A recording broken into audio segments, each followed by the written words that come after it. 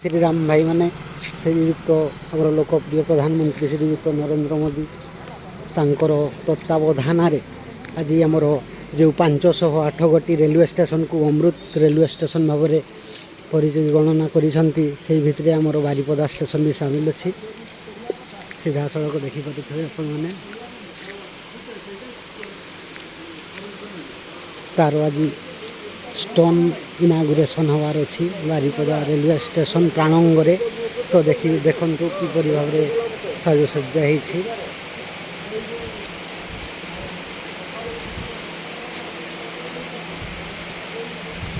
मानवर यशस्वी लोकप्रिय प्रधानमंत्री नरेंद्र मोदी को बहुत बहुत धन्यवाद। आमर बारिपदा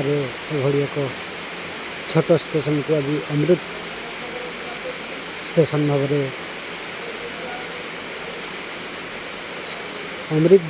स्टेशन योजना सामिल कर।